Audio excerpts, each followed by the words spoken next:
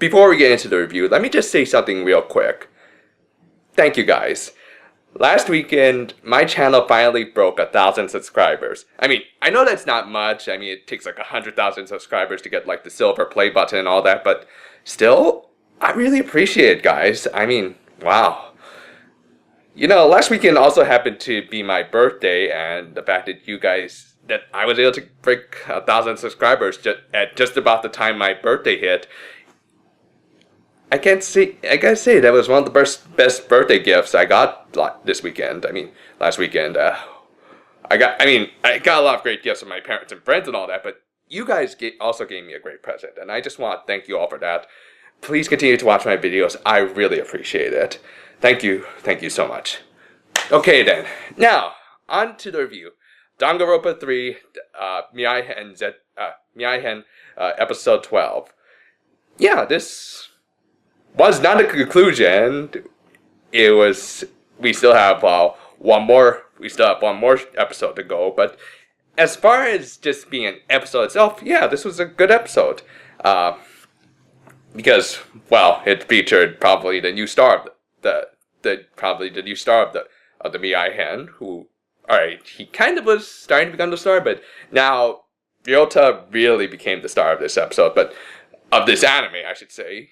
But let's take it from the top. So the episode itself opened up with a flashback back to when like a few years before, in which Chisa gave Tengan both of the despair videos that were created by Riota, and she gave like the despair-inducing video and the suicide video on 2 flash drives.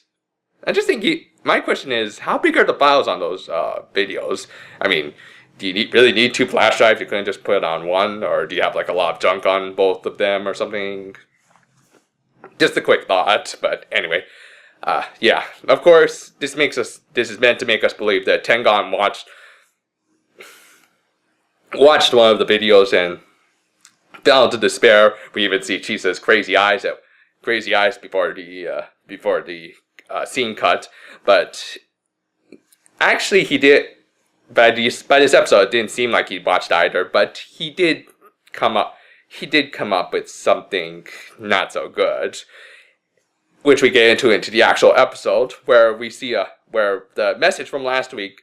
Yeah, it wasn't actually a live. It was somehow something that Tengan managed to time to send at Riota at just the right time. I think they actually were probably blocking their phone connections and everything. So when Riota actually looked at his phone, that's when he finally got his message. And the message was a pre-recorded message by Tengan, basically saying that everything has gone according to his plans, and we don't see the crazy eyes out of him. Which, yeah, so probably he didn't watch the despair videos, and but now he wants Riota to do a little something, broadcast a hope video that he had created.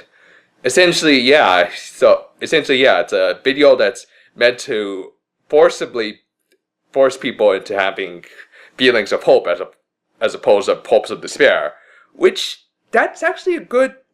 then leads into an interesting little moral conundrum.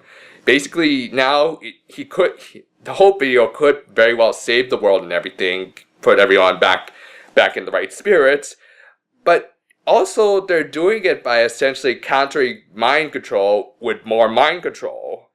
Which, yeah, so is this really the right thing to do? Just force people into becoming happy instead of like actually working through their problems and all that? I personally wouldn't approve of the whole video, but there are arguments you could do that say it's a good thing. Which, yeah, that's a good moral quandary that I kind of wish we got more of, and just by that, I kind of wish Riota got a little bit more screen time, because he was awesome in this episode. Yeah, I mean,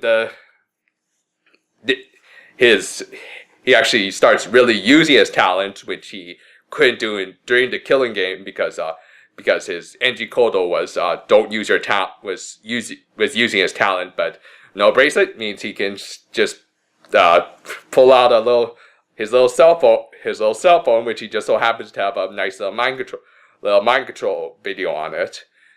It somehow works in just a few seconds. It just looks like something you see in a kaleidoscope, but it's still effective. And with it, he manages to temporarily mind control Asahina, who holds down Makoto while he goes to broadcast his hope video to force the entire world into becoming hopeful. I know there's going to be a bunch of memes guessing what that hopeful video is going to be, but you know what would actually make me really hopeful? A happy ending to Madoka. Just saying. But yeah, it's still morally questionable. So of course Makoto was trying to stop him and get him to think about it, but Riota wasn't having any of it. He even starts mind controlling future Foundation soldiers into holding back Makoto and everything. But Monokata comes in and manages to help him through the guards, and they begin discussing what this whole thing is, what this whole killing game has been about. It most likely was the creation of Tengan himself as a means of getting Riota to want to use that hope video and broadcast it to the world. Just want to ask, did Tengan ask Riota before going through this whole killing game thing, or did Riota refuse initially? That's a distinct possibility, but Jesus Christ, Tengan, you really want to go through this entire killing game just to encourage one dude to broadcast a video? Okay. Anyway, with Munakata's help, they manage to get through the guards. Munakata actually distracting the guards briefly and conveniently going back into the meeting room from the beginning of the show, where he left his sword in Chisa's corpse. And he picks it up, and as much as I'm not a fan of Munakata, I'll admit him dual-wielding a couple of swords was pretty badass. Just as long as he doesn't start doing the whole Kirito thing, then I think, yeah, I can like him a little bit more. Meanwhile, though, unfortunately, Asahina gets shot in the leg and is bandaged up by Makoto at least, but she tells him to just go on ahead. They play it up like like she might die from the blood loss, but which if it's not Sakakura, then maybe that's a distinct possibility for Asahina. We'll have to wait and see later this week. But yeah. Anyway, meanwhile, back with Riota, he starts uploading the video, and it's gonna take a little bit of a while because I guess it's like a really high quality video. Seems like he's trying to upload it, and I'm not sure if he's uploading it to YouTube or something, but it looks like it's going to take like half an hour to do, which makes me wonder, is it like 1000 ADH? Is it like super high def, like 1920 or 1920 by 180 or something like that? Jesus Christ, dude, you could just do it by 720. That's how I do most of my videos. Anyway though, yeah. Because of it, it's now going to take half an hour, which is giving Makoto a little bit more time to catch up with him. During this, he actually imagines everyone watching the video, and somehow the images also include Komaru and Toko, and Monika, who's just up in outer space floating. Apparently her band has like some kind of insulation that prevents against it's some kind of insulation that prevents against the whole no air in space thing. Whatever. It's probably not real. It might not be real. It's just somehow Riota manages to. It's just some kind of image that comes up while Riota is saying that he's just gonna wait until the video starts playing. Anyway, after all this, just before the credits, we also go right back into that Umideko Meta Theater from the first episode of the Setsubo-hen, in which we see Chisa still watching these events unfold, alongside Juko, who, apparently the theater really is just purgatory, or, as I said, probably a Umideko Meta Theater, where they're just watching these events unfold and having a little nice discussion. And since Chisa's now dead, she's no longer possessed by the despair, and is now hopeful for the future, which then we cut to the credits. I'd imagine a lot of people start screaming, "What's going to happen next?" And then right after the credits, we get a nice little C part where Makoto is cornered again, and of all people, Hagakure manages to prevent him from being shot for a few minutes, which then allows Byakuya to come in with the rescue of his shaded non-soldiery guides and just like save Makoto. Huh. I wouldn't doubt Byakuya's ability to actually save Makoto, but Hagakure? He actually proved a little bit useful. I actually kind of like him through the Mirai-hen at this point.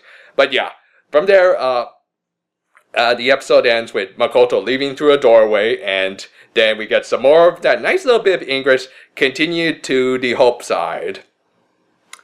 Boy, the Kibohen's going to be busy when it comes around this Thursday. But yeah, if you were expecting a conclusion with Mirai-hen, no, we still have to go through the Kibohen. But as a means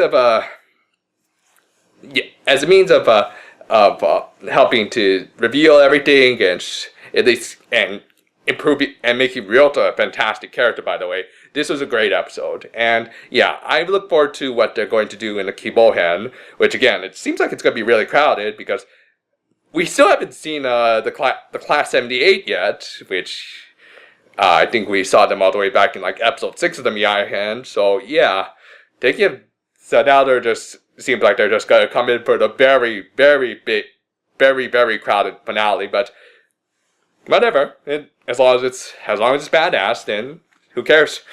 So yeah, looking forward to Kibohen later this week, and also starting to work on some other videos for next month. But we'll talk more about that on Thursday.